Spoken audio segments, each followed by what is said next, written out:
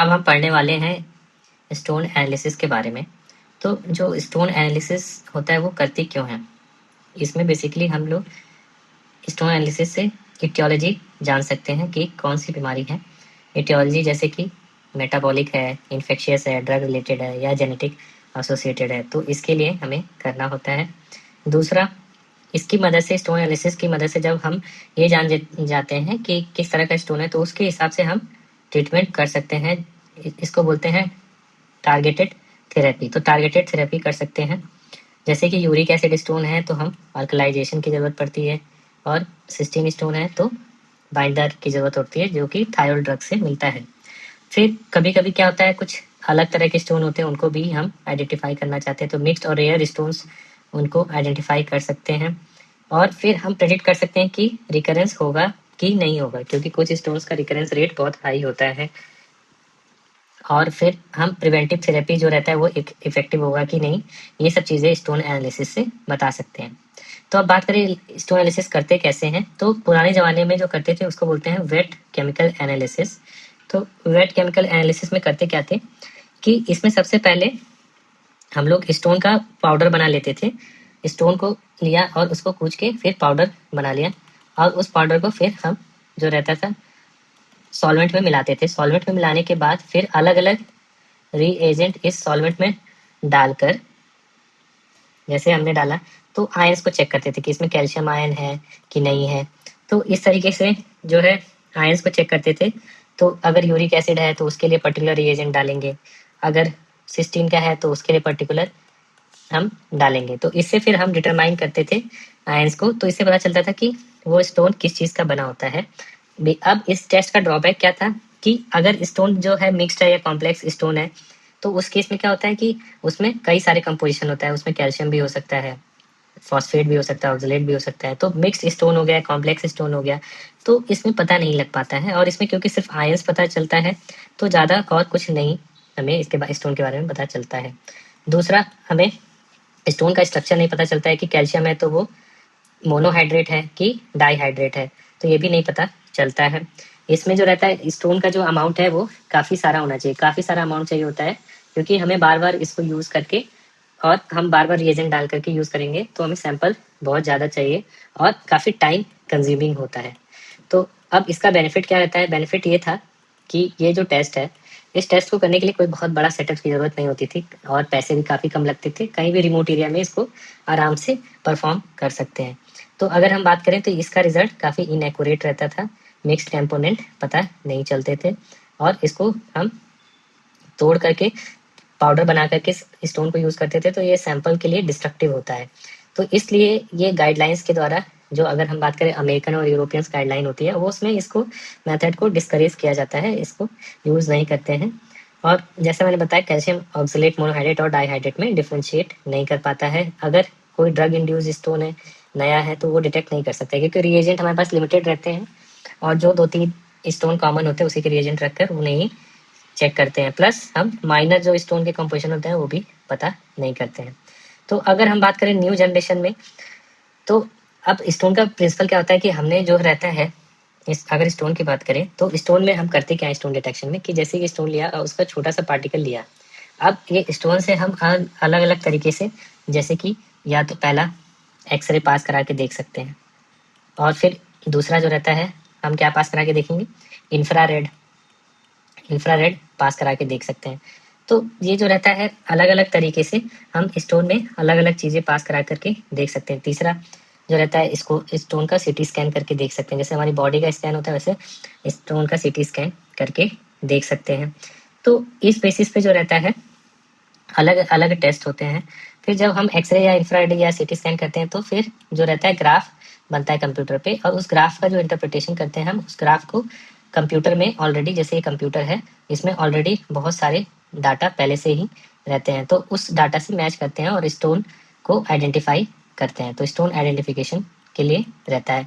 तो अगर हम बात करें सबसे पहले, अगर इंफ्रारेड यूज़ कर रहे हैं, तो इंफ्रारेड जो यूज़ करते हैं इसको बोलते हैं फितीर, FTIR, फितीर।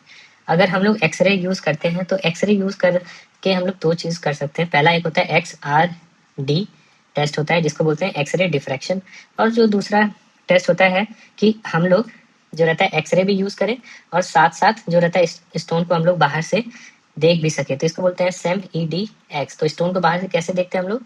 माइक्रोस्कोप के थ्रू। तो अगर हम माइक्रोस्कोप के थ्रू स्टोन को देख भी रहे हैं, जैसे हमने क्या किया, माइक्रोस्कोप के थ्रू स्टोन को देखा, तो ये जो रहता है बेसिकली इसको बोलते हैं SEM-EDX। SEM-EDX क्या होता है? S for scanning, E for electron, M for microscopy. तो स्कैनिंग इलेक्ट्रॉन माइक्रोस्कोपी और EDX क्या होता है? Energy dispersive x ray. तो एक्सरे बेसिस के ये हो सकता है, और CT स्कैन के बेसिस पे जो करते हैं उसको बोलते हैं माइक्रो सिटी। तो इस बेसिस पे होता है, माइक्रो सिटी कर सकते हैं। फिर अगला जो रहता है, हम लोग स्टोन को जो रहता है और किस तरीके से देख सकते हैं हम, ये जो स्टोन है हमें मिला हुआ, उसको हम लोग हीट कर सकते हैं, इसको गर्म करके हीट करके और फिर उसके बाद हम चेक कर सकते हैं कि इसमें वाटर बचा कि नहीं बचा। तो इसको बोलते हैं TGA DTA। ये काफ़ी तगड़ा टेस्ट होता है, तो तगड़ा टेस्ट होता है। तो अगर हम बात करें, एक टेस्ट कौन सा होता है? एक फितूर टेस्ट होता है, फिर एक तगड़ा टेस्ट होता है। तो इस तरीके से, तो जो तगड़ा टेस्ट होता है TGA DTA, जिसको बोलते हैं थर्मोग्रेविमेट्रिक एनालिसिस, और DTA होता है डिफरेंशियल थर्मल एनालिसिस। तो इस तरीके से यूज करते हैं। तो सबसे पहले आते हैं फितूर टेस्ट, जिसको बोलते हैं FTIR। FTIR में क्या होता है? Fourier transformed infrared spectroscopy. तो फूरियर ट्रांसफॉर्म्ड इंफ्रारेड स्पेक्ट्रोस्कोपी, इसमें क्या होता है? हम लोग इंफ्रा रेड लाइट जो रहता है वो यूज करते हैं। तो जब इंफ्रारेड लाइट जब एब्जॉर्ब होता है तो क्या डिटेक्ट करता है? मॉलिक्यूल्स की फ्रीक्वेंसी डिटेक्ट करता है। और इससे क्या होता है कि हर मॉलिक्यूल्स की अलग अलग फ्रीक्वेंसी होगी, तो एक स्पेशल मॉलिक्यूल का फिंगरप्रिंट हमें पता चलेगा, यूनिक स्पेक्ट्रल फिंगरप्रिंट पता चलेगा। तो इससे क्या होगा कि हम जो है स्टोन किस चीज़ का बना हुआ है हम वो डिटेक्ट कर सकते हैं। तो अगर हम बात करें तो फितूर टेस्ट की, तो ये जो रहता है गोल्ड स्टैंडर्ड, आजकल सबसे ज़्यादा यही यूज़ होता है हर लैब में, FTIR, जिसको बोलते हैं फूरियर ट्रांसफॉर्म इंफ्रारेड स्पेक्ट्रोस्कोपी। और इसका सबसे बेस्ट बेनिफिट क्या होता है? इसमें काफ़ी थोड़ा सा sample, less than 1 milligram sample use करते हैं, उसी से हो जाता है। और ये नॉन डिस्ट्रक्टिव होता है, जबकि हम लोग वेट कर रहे थे वो डिस्ट्रक्टिव हो रहा था। और इसमें हम लोग मिक्स्ड स्टोन भी डिटेक्ट कर सकते हैं, स्टोन में कोई माइनर कंपोनेंट है जैसे ब्रूशाइट है या ड्रग के क्रिस्टल है, तो ये पता चल सकता है। और ये जल्दी भी हो रहा है, रैपिड है और रिप्रोड्यूसिबल, हर जगह एक ही रिजल्ट आता है। फिर हम लोग जो है सिस्टीन स्टोन है या उसकी जगह कोई और ड्रग से हुआ है तो वो भी पता लगा सकते हैं। जो भी चीज़ें वेट वाला जो नहीं कर पा रहा था मेथड, वो सब FTIR जो टेस्ट है उसमें पता चल सकता है। ये जो रहता है मोस्ट एक्यूरेट टेस्ट होता है फॉर यूरिक स्टोन और सिस्टीन स्टोन की बात करें तो। और क्लिनिकल सेटिंग्स में अगर हम बात करें तो इसको ही प्रीफर किया जाता है। तो एक्सरे जो हम लोग पढ़ रहे हैं, एक्सरे जो है उसके बेसिस पे, एक्सरे के बेसिस पे हमने एक टेस्ट पढ़ा था XRD, तो उससे भी ज़्यादा हम इसको प्रेफर करते हैं क्लिनिकल सेटिंग में। और अगर हम बात करें तो इसकी लिमिटेशंस क्या होती है, तो हमें जो है एक, क्योंकि ये जो रहता है हमने क्या किया, एक मॉलिक्यूल लिया, जैसे ये स्टोन है। अब स्टोन पे हमने सबसे पहले इंफ्रारेड रेड कलर की ऐसे लाइट डाली, तो रेड कलर की लाइट डाली, अब ये एब्जॉर्ब हो गया। एब्जॉर्ब होने के बाद फिर हम इसको जो देखते हैं पैटर्न को, तो हमारे पास एक मशीन रहती है स्पेक्ट्रोमीटर। तो स्पेक्ट्रोमीटर में हमें देखना रहता है, तो वो जो रहता है स्पेक्ट्रोमीटर कैसे डिटेक्ट करता है कि कौन सा है, तो ऑलरेडी बहुत सारे पैटर्न उसमें सेव रहते हैं, तो उसको बोलते हैं स्पेक्ट्रल लाइब्रेरी। तो इससे जो रहता है ये इसको मैच करके बताता है कि कौन सा स्टोन है। तो एक तरीके से ये रहता है। और दूसरा, इसका इंटरप्रिटेशन में काफ़ी एक्सपीरियंस की ज़रूरत होती है। तो ये रहता है FTIR टेस्ट, जिसको बोलते हैं फूरियर ट्रांसफॉर्म्ड इंफ्रारेड स्पेक्ट्रोस्कोपी। अब हमने जो है स्टोन जो है लिया, स्टोन के ऊपर अब हम क्या डाल रहे हैं, ये स्टोन का कंपोनेंट है, अब उसको हम एक्सरे के अंदर देख रहे हैं। तो एक्सरे के अंदर हम लोग दो चीज़ें बताया था टेस्ट कर सकते हैं। तो पहला एक्सरे डिफ्रैक्शन होता है, तो इससे क्या होता है, क्रिस्टल लैटिस के बारे में हम लोग पता चल सकता है। तो जो हम देखते हैं कि ये जो रहता है हेक्सागोनल क्रिस्टल बना है, ये जो है कॉफिन लीड अपीयरेंस है, और ये इस तरह का क्रिस्टल है। तो जो ये क्रिस्टल लैटिस अगर हम देख रहे हैं, क्रिस्टलाइन फेस, तो ये एक्सरे में दिखता है। तो क्रिस्टल को देखने के लिए, क्रिस्टलाइन फेस को देखने के लिए जो रहता है एक्सरे यूज करते हैं, और ये बेसिकली बेस्ड होता है डिफ्रैक्शन पे। तो अगर हम बात करें, तो अगर हमें क्रिस्टलाइन कंपोनेंट देखना है तो उसके लिए सबसे ज़्यादा हाईएस्ट स्पेसिफिसिटी होता है। और तो अगर हम कह सकते हैं कि अगर हमें जानना है कि मोनोहाइड्रेट है कि डाईहाइड्रेट, क्योंकि क्रिस्टल ही अलग अलग होते हैं, तो इसके लिए सबसे अच्छा क्या होगा, एक्सरे डिफ्रैक्शन। फिर दूसरा कार्ब एपेटाइट है या हाइड्रोक्सी एपेटाइट है, तो इसके लिए भी हम लोग एक्सरे डिफ्रैक्शन XRD सबसे बेस्ट टेस्ट होता है। अगर हम बात करें कि इसका दिक्कत क्या होता है, तो ये भी काफ़ी टाइम कंज्यूमिंग होता है। बहुत इसमें भी जो रहता है काफ़ी ज़्यादा सैंपल की ज़रूरत होती है, क्योंकि हमें क्रिस्टल देखना है तो क्रिस्टल जो है पूरा होना चाहिए। अब पूरा क्रिस्टल देखने के लिए तो हमें सैंपल ज़्यादा चाहिए ही, तो इसलिए जो रहता है कि ये टाइम कंज्यूम होता है। दूसरा, ये मिक्स्ड स्टोन जो है वो उसके लिए अच्छा नहीं होता है, और काफ़ी ज़्यादा इसको इस्टेब्लिश करने में बहुत पैसा लगता है, काफ़ी हाई कॉस्ट होता है। तो इस वजह से ये बहुत कम जगह रहता है, लिमिटेड अवेलेबिलिटी रहता है। तो अगर हम बात करें तो इसका यूज़ कब करते हैं, तो यूजुअली अगर हम बात करें तो अगर क्रिस्टल जानना है, जैसे कैल्शियम ऑक्सलेट मोनोहाइड्रेट डाइहाइड्रेट, इस केस में जहाँ पे FTIR स्पेक्ट्रा इनकन्क्लूसिव है, तब हम इसको यूज़ करते हैं। फिर एक्सरे के ही बेसिस पे जो अगला टेस्ट है वो रहता है सेम विथ EDX। तो सेम क्या है, सेम का मतलब वो रहता है कि जैसे हमने ये स्टोन है, ये इस स्टोन को सबसे पहले हम क्या रहता है, एक माइक्रोस्कोप के अंदर देखेंगे। ये रहा हमारा माइक्रोस्कोप। तो इस माइक्रोस्कोप के अंदर देखते हैं इस स्टोन को, तो ये कहलाता है स्कैनिंग इलेक्ट्रॉन माइक्रोस्कोपी। तो हम लोग सेम क्या होता है, सेम का प्रिंसिपल स्कैनिंग इलेक्ट्रॉन माइक्रोस्कोपी, इसमें high resolution electron beam use करते हैं, जिससे कि हम स्टोन का सरफेस देख सकते हैं। अब स्टोन का सरफेस देख के क्या फायदा होगा कि हमें उसके स्टोन का टेक्सचर पता चलेगा, किस तरीके का है, लेयरिंग कितने लेयर की बनी हुई है, और क्रिस्टल का हैबिट पता चलता है। तो हमें एक तरीके से स्टोन की मॉर्फोलॉजी पता चल जाएगी पूरी अच्छे तरीके से। सेम तो सेम क्या है, स्कैनिंग इलेक्ट्रॉन माइक्रोस्कोपी। फिर जो दूसरा रहता है वो EDX क्या है, एनर्जी डिस्पर्सिव एक्सरे। तो अब एक्सरे क्यों यूज करना पड़ रहा है, पहले तो हम जब यूज कर रहे थे एक्सरे, तो उसमें हम लोग क्रिस्टल फेस को जानना चाह रहे थे कि कौन सा क्रिस्टल है, स्क्वायर है, ट्राइंगल है, हेक्सागन है, पेंटागन है। बट इसमें जब हम करते हैं एनर्जी डिस्पर्सिव एक्सरे, तो बेसिकली हम ये जानते हैं कि हम ये किस चीज़ का बना हुआ है, एलिमेंटल कंपोजिशन। जैसे हमारा शरीर है वो किस चीज़ का बना हुआ है, कार्बन हाइड्रोजन ऑक्सीजन। तो उसी तरीके से हमें जानना रहता है कि स्टोन किस चीज़ का बना हुआ है, एलिमेंटल कंपोजिशन क्या है। तो उसके लिए हम लोग elemental test, E for elemental और E फॉर EDX, तो EDX करेंगे, that is calcium phosphorus magnesium. तो अगर हम बात करें इस टेस्ट का फायदा क्या है, तो इसमें हमें अगर कोई कैल्शियम ऑक्सलेट मोनोहाइड्रेट और कैल्शियम ऑक्सलेट डाइहाइड्रेट का स्ट्रक्चर के बेसिस पे डिफरेंशिएट करना है, तो ये बहुत ही अच्छा है, क्योंकि सेम जो रहता है हम लोग माइक्रोस्कोप यूज करें तो मॉर्फोलॉजी उसमें बहुत अच्छे से दिखेगी। फिर जो ड्रग स्टोन रहता है जैसे इंडेनावीर, एटाजानावीर, तो उसके लिए भी अच्छा होता है। फिर हम लेयरिंग इसमें देख रहे हैं कितने लेयर की बनी है। अब माइक्रोस्कोप यूज कर रहे हैं तो लेयरिंग गिन सकते हैं 1 2 3 4। तो इसमें कौन सी ऑर्गेनिक है, कौन सी इनऑर्गेनिक है, लेयरिंग देखना है तो उसके लिए बहुत अच्छा होता है। फिर हमें जैसे लेयरिंग से हमें क्या पता चलता है, जैसे ओनियन होता है तो पता चलता है ऐसे ऐसे प्याज ऐसे गोल होता है। तो उसी तरीके से हमें स्टोन का पता चलेगा कि स्टोन जो है ऐसे बना है या ऐसे बना है। तो ग्रोथ पैटर्न पता चलता है, इसको बोलते हैं ग्रोथ पैटर्न। और कहाँ से शुरू हुआ है, नाइडस, तो नाइडस स्ट्रक्चर भी दिख जाता है। तो इस तरीके से अगर हम बात करें, तो अगर हम सैम का यूज कब करते हैं, तो इसका बेसिकली यूज करते हैं आफ्टर PCNL और URSL। तो अगर PCNL URSL के बाद यूज करते हैं तो किस लिए करते हैं, एटोजेनिक फ्रैगमेंट्स के लिए। जो एटोजेनिक फ्रैगमेंट्स होते हैं उनको आइडेंटिफाई के लिए करते हैं। और रिसर्च में बेसिकली हम इसका यूज क्यों करेंगे, रिसर्च में करेंगे, हमने देखा कि ग्रोथ पैटर्न पता चल रहा है, नाइडस पता चल रहा है। तो रैंडाल प्लाक कहाँ पे था, किस जगह अटैच हुआ था, ये चीज जो है हम सेम EDX से जान सकते हैं। तो इतना सब अच्छा होने के बाद दिक्कत क्या है इसमें, कि इसमें जो रहता है एग्जैक्ट जो केमिकल कंपाउंड है उसमें वो हमें नहीं पता चलता। हमें पता है कार्बन है, फास्फोरस है, मैग्नीशियम है, लेकिन फॉर्मूला नहीं पता है कि कैल्शियम कितना कितना कार्बन है, कितना फास्फोरस है। तो इसलिए एग्जैक्ट केमिकल कंपाउंड नहीं पता चलता है, इसलिए इसको रूटीन में नहीं यूज करते हैं, ये सिर्फ रिसर्च में है। फिर अब हम जो है CT स्कैन करते हैं। CT स्कैन को बोलते हैं माइक्रो CT। इसका जो प्रिंसिपल होता है, हम लोग पूरे स्टोन का CT स्कैन निकालते हैं, 3D इमेजिंग। तो इससे क्या पता चलता है, इंटरनल डेंसिटी पता चल जाता है, अंदर की डेंसिटी पता चल जाएगी, छेद कहाँ कहाँ है वो पता चल जाएगा, और हेट्रोजेनेसिटी पता चल जाएगा, होमोजीनियस है, हेट्रोजीनियस है।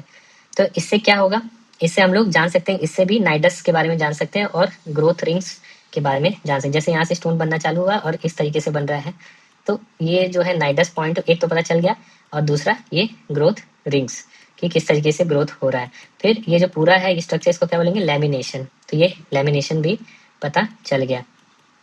तो इस तरीके से हम क्या होता है, स्टोन को डिफरेंशिएट कर सकते हैं based on the attenuation pattern. तो इसका यूज जो रहता है बेसिकली हम स्टोन की फिनोटाइपिंग में करते हैं कि अच्छा ये वाला कैल्शियम ऑक्सलेट है, ये वाला कैल्शियम फॉस्फेट है। इस तरीके से स्टोन फिनोटाइपिंग में यूज कर सकते हैं। और इसकी मदद से हम यूरिक एसिड स्टोन्स को जो रहता है उनको भी आइडेंटिफाई कर सकते हैं। तो इसको बेसिकली हम यूज़ करते हैं एक्सपेरिमेंट्स में टू डिटेक्ट स्टोन फॉर्मेशन। अब इतना सब अच्छा है, बट इसमें भी सेम ड्रॉबैक है एक्सरे वाले में जैसा प्रॉब्लम था कि मॉलिक्यूलर कंपोजिशन हमें नहीं पता चल रही है, और ये भी हाई कॉस्ट रहता है, मोस्टली रिसर्च में यूज़ करते हैं। फिर अब अगला जो है रमन स्पेक्ट्रोस्कोपी। तो रमन स्पेक्ट्रोस्कोपी में क्या करते हैं कि हम लोग जैसे स्टोन है, अब इसके ऊपर एक लेज़र लाइट डालते हैं। तो हमने क्या किया, ये लेज़र लाइट डाला, अब ये लेज़र लाइट स्कैटर हुआ। अब ये स्कैटर हुआ, चारों तरफ स्कैटर होगा, तो एक यहाँ पे कंप्यूटर लगाया रहेगा हमने, और ये डिटेक्ट करेगा ऐसे ऐसे ऐसे वेव बन रहा है। तो ये जो रहता है स्कैटरिंग ऑफ लेज़र लाइट जो होता है, किस वजह से होता है, मॉलिक्यूलर वाइब्रेशन की वजह से। तो अब ये कंप्यूटर इसको डिटेक्ट कर लेगा, तो इससे क्या होगा, हम स्टोन को पहचान सकते हैं। तो इसका बेनिफिट क्या है, हमें स्टोन को तोड़ना नहीं पड़ रहा है, नॉन डिस्ट्रक्टिव होता है।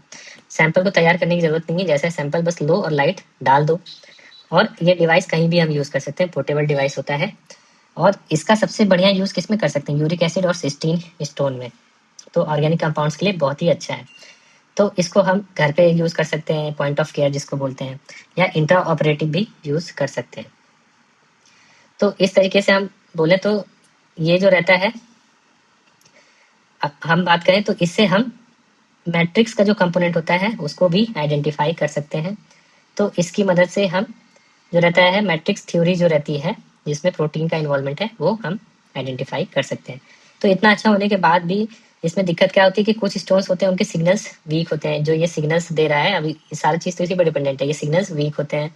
दूसरा, अगर हमने ये अगर लेजर जलाया है, तो अगर इधर से ऑलरेडी स्टोन में अगर कुछ चमक है, फ्लोरेसेंस है, तो उससे की वजह से इंटरफेरेंस होता है। तो फ्लोरेसेंस इंटरफेरेंस होता है क्योंकि इधर से लाइट डाल रहे उसके पास ऑलरेडी लाइट है, तो अच्छे से दिखाई नहीं देगा, पता ही नहीं चलेगा। फिर अगला है जो तगड़ा सा टेस्ट है जो हीट की मदद से करते हैं, जिसको बोलते हैं TGA DTA। तो TGA का मतलब होता है थर्मो ग्रेविटोमेट्रिक एनालिसिस, और DTA का मतलब होता है डिफरेंशियल थर्मल एनालिसिस। तो इसको बोलते हैं TGDTA, तगड़ा टेस्ट। तो TG हो गया थर्मो ग्रेविमेट्रिक, और A फॉर एनालिसिस, और DTA हो गया डिफरेंशियल थर्मल एनालिसिस। तो TGA का प्रिंसिपल क्या है, नाम से पता चला, थर्मो ग्रेविटोमेट्रिक। तो इस बेसिकली अगर हम क्या करते हैं, उसको गर्म करते हैं स्टोन को जैसे हमने लिया, ये स्टोन है, अब स्टोन को क्या किया, सबसे पहले गर्म किया। अब ये जो है, अब हम फ्लेम में गर्म कर रहे हैं। तो गर्म करेंगे तो इसमें क्या होगा, इसमें वाटर जो होगा उड़ जाएगा, तो इसका कंपोजिशन चेंज हो जाता है, मास चेंज हो जाता है। तो इसमें बेसिकली हम क्या करते हैं, मास के चेंज को टेम्परेचर की वजह से जो चेंज होता है वो स्टडी करते हैं। तो इससे हमें क्या पता चलेगा कि स्टोन हाइड्रेटेड है कि डिहाइड्रेटेड है। अब किसी को भी इतना हीट करेंगे तो हाइड्रेशन लॉस्ट हो जाता है, तो हाइड्रेशन स्टेट पता चलेगा। तो ये बेसिकली जो रहता है। अब अगर हम बात करें डिफरेंशियल थर्मल एनालिसिस का क्या प्रिंसिपल है, ये तो रहा टीजे का अगर हम बात करें तो किसी को भी हीट करेंगे तो हाइड्रेशन जो रहता है वो चेंज होता है, हाइड्रेशन चेंज होने की वजह से मास चेंज होता है, तो इसी को हम आइडेंटिफाई करते हैं। दूसरा होता है DTA प्रिंसिपल क्या होता है, DTA डिफरेंशियल थर्मल एनालिसिस। तो आइदर वो रिएक्शन कैसे होगी, या तो हीट एब्जॉर्ब होगा या तो हीट रिलीज होगा, इसको बोलते हैं एंडोथर्मिक या एक्सोथर्मिक ट्रांजिशन होगा। तो बेसिकली कहने का मतलब क्या है कि कोई भी स्टोन को अगर हीट करते हैं तो पहला उसमें मास चेंज होगा, तो मास चेंज होगा तो उसको हम डिटेक्ट करते हैं TGA से। दूसरा, आइदर वो हीट जनरेट करेगा या तो हीट एब्जॉर्ब करेगा, इसको बोलते हैं एंडोथर्मिक या एक्सोथर्मिक, और ये जो बेसिकली होता है ये DTA होता है। तो इसका बेनिफिट क्या है, तो इससे हम डिटेक्ट कर सकते हैं मोनोहाइड्रेट और डाईहाइड्रेट स्टोन्स, और इसका बेसिकली हम रिसर्च टूल में यूज़ करते हैं। तो ये रहा डिफरेंशियल थर्मल एनालिसिस का। अगर हम बात करें इसके लिमिटेशंस का, तो ये जो रहता है क्लिनिकली यूज़ नहीं करते, मेनली फॉर रिसर्च लैब। तो ओवरऑल अगर हम बात करें तो सबसे पहले हमने फितूर टेस्ट देखा था। फितूर जो रहता है उसमें इंफ्रारेड एब्जॉर्ब कर रहे थे, और इसमें बहुत कम सैंपल की ज़रूरत होती है, बट एक ही प्रॉब्लम है कि स्पेक्ट्रल लाइब्रेरी की ज़रूरत होती है। तो इसमें इंफ्रारेड लाइट यूज़ कर रहे थे, और सेम ऐसा ही रमन, इसमें लेज़र जो था, लेज़र लाइट डाल रहे थे और लेज़र स्कैटरिंग हो रहा था। और ये भी पोर्टेबल टेस्ट होता है, बट दिक्कत क्या होती है, फ्लोरेसेंस वाला। फिर जो अदर है एक्सरे पे 2 टेस्ट होते हैं। एक्सरे में पहला होता है एक्सरे डाल के हम लोग क्रिस्टलाइन फेज देखते हैं, ये काफ़ी स्लो होता है और सैंपल थोड़ा ज़्यादा चाहिए होता है। दूसरा होता है सेम EDX, इसमें हम लोग माइक्रोस्कोप यूज़ करते हैं जिससे मॉर्फोलॉजी देखते हैं। और दूसरा E फॉर एलिमेंटल एनालिसिस, तो M for morphology, E for elemental analysis. फिर जो रहता है एक CT स्कैन कराते हैं, इसमें नाइडस और ग्रोथ पैटर्न देखते हैं, और तगड़ा जो टेस्ट होता है TGA DTA, उसमें हम लोग हाइड्रेशन डिफ्रेंशिएट कर सकते हैं। तो अगर हम बात करें तो स्टोन टाइप क्यों आइडेंटिफाई करना जरूरी होता है, क्योंकि अगर जो डिफरेंट स्टोन होते हैं वो पैथोलॉजी बताते हैं। अगर कोई कैल्शियम ऑक्सलेट निकलता है तो हमें हाइपर कैल्सियूरिया के लिए इवेल्युएट करना होता है, हाइपोसिटेट्यूरिया और डाइट चेक करते हैं। यूरिक एसिड है तो ऐसे में हमें अल्कलाइजर यूज करना रहता है। स्ट्रोवाइट स्टोन निकला तो हम इन्फेक्शन कंट्रोल करेंगे और कंप्लीट रिमूव करेंगे ताकि सेप्सिस ना हो। अगर सिस्टीन स्टोन निकला तो ऐसे केस में हम जो है जेनेटिक डिसऑर्डर मान करके थायराइड ड्रग यूज करेंगे जो उसको बाइंड करेगा और हाई और यूरिन वॉल्यूम रखेंगे। ब्रोशाइट स्टोन रहता है तो हम समझ जाएंगे कि ये रिफ्रैक्टरी स्टोन है, तो ESWL अवॉइड करेंगे और सर्जरी करेंगे। और अगर ड्रग रिलेटेड स्टोन है तो हम जो रहता है ऑफेंडिंग ड्रग को स्टॉप कर देते हैं या मॉडिफाई कर देते हैं। तो अगर हम बात करें कि हमें ब्रूशाइट को अगर पकड़ना है तो फितूर जो रहता है सबसे अच्छा रहता है। फितूर जो रहता है सबसे अच्छा रहता है और इसको डिटेक्ट कर लेते हैं तो इसको जानने से हमें ये फायदा होता है कि ब्रूशाइट जो रहता है टूटता नहीं है, तो इसलिए हमें PCNL करना चाहिए। फिर अगर ड्रग इंड्यूस स्टोन की बात करें तो वो तो ड्रग इंड्यूस जो रहते हैं वो HIV में जो ज़्यादातर ड्रग यूज़ करते हैं वो स्टोन कॉज कराते हैं और वो क्या होता है रेडियोलूसेंट, एक्सरे पे दिखते नहीं है। तो अब उसके लिए सेम EDX जो रहता है वो हम लोग उसकी मदद से जो एक्सपेक्टेड मिनरल है जो उसमें नहीं मिल रहे हैं वो आइडेंटिफाई कर सकते हैं। अगर हम बात करें मैट्रिक्स स्टोन, तो मैट्रिक्स स्टोन जो रहता है लेस देन 2% होता है।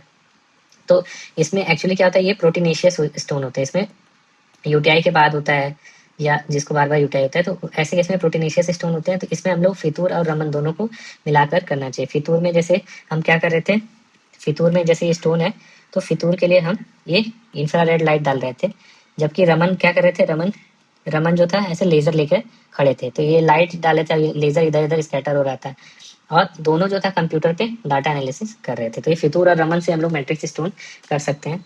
अगर रैंडाल प्लेक के बारे में जानना है, अगर हमें जानना है रैंडाल प्लेक उसको प्रूफ करना है, तो उसके बाद हम लोग क्या यूज़ करते हैं, सैम जो रहता है रैंडाल प्लेक के लिए बहुत अच्छा रहता है, इन्फेक्शन के लिए भी बहुत अच्छा रहता है। सैम की मदद से हम बैक्टीरिया ने कहाँ कहाँ अपने निशान छोड़े हैं, इम्प्रिंट, वो देख सकते हैं और EDX की मदद से हम कंपोजिशन देख सकते हैं। फिर मिक्स्ड स्टोन जो रहता है उसकी एनालिसिस हम लोग फितूर से कर सकते हैं। तो ओवरऑल जो प्रिफर्ड है वो है फितूर। फितूर जो रहता है ज़्यादातर जो स्टोन होता है तो उसमें हम प्रिफर करते हैं और रूटीन यूज में ये यूज करते हैं। तो AUA क्या कहता है कि जो रहता है स्टोन एनालिसिस जो है कम से कम हर मरीज के लिए एक बार तो करना ही चाहिए, जो कि हम करते नहीं है। अगर स्टोन का अपीयरेंस बदला है, पिछली बार से स्टोन बदला है, तो हमें रिपीट भी करना चाहिए। ऐसा नहीं कि एक बार कर लिया तो कर लिया। और टेस्ट के लिए हम लोग फितूर ज़्यादा प्रीफर करते हैं, वो नहीं है तो XRD और वेट जो केमिस्ट्री है उसको प्रीफर नहीं करते हैं, वो ऑब्सोलीट है। AUA भी यही कहता है कि हमें फितूर और XRD यूज़ करना चाहिए, केमिकल एनालिसिस यूज़ नहीं करना चाहिए। बट ADA जो रहता है स्टोन एनालिसिस के बारे में ये कहता है कि रिकरेंट और हाई रिस्क पेशेंट में करना चाहिए, हर में करने की ज़रूरत नहीं है। अब अगर हम बात करें फ्यूचर क्या है इसका, तो हम जो रमन है, तो रमन का हमने देखा कि रमन जो स्पेक्ट्रोस्कोपी है तो उसको हम लेके कहीं भी टहल सकते हैं, तो इसलिए उसका बेस्ट यूज़ हम लोग कहाँ कर सकते हैं, ऑपरेशन थिएटर में इंट्रा ऑपरेटिव समय उस समय यूज़ कर सकते हैं। फिर अब हम जो रहता है इस स्टोन कंपोजिशन को हम लोग जो रहता है CT पे ही प्रेडिक्ट कर सकते हैं, और ये किसकी मदद से पॉसिबल, AI की मदद से। तो AI मशीन लर्निंग की हेल्प से हम लोग CT के जो प्लेन CT कराते हैं उसी पे स्टोन कंपोजिशन हमें पता चल जाएगा कि हाँ अच्छा ये तो कैल्शियम ऑक्सलेट है। तो इस तरीके से फिर अब जो स्पेक्ट्रल इमेजिंग है उसको भी हम जो है इंटीग्रेट कर रहे हैं। स्टोन मैट्रिक्स जानने के लिए हम मेटाबोलॉमिक्स और प्रोटियोमिक्स ये सब यूज़ कर रहे हैं। फिर एनालाइजर के लिए हम लोग बात करें तो ऑटोमेटेड लेबोरेटरी एनालाइजर यूज़ करना कंपलसरी मैंडेटरी है बाय AUA। तो अगर हम बात करें ओवरऑल बेस्ट कौन सा है, फितूर। अगर क्रिस्टल जानना है बेस्ट तो XRD। अगर हमें मॉर्फोलॉजी और एलिमेंट जानना है तो M से क्या होगा, सैम, E से EDX, तो सैम EDX मॉर्फोलॉजी एलिमेंट। फिर उसके बाद अगर हमें जानना है इंटरनल 3D स्ट्रक्चर तो माइक्रोसिटी, और ऑर्गेनिक या पोर्टेबल यूज के लिए जानना है तो रमन सबसे अच्छा है, और हाइड्रेशन जानना है तो तगड़ा टेस्ट होता है। तो ये कुछ इंपॉर्टेंट पॉइंट है।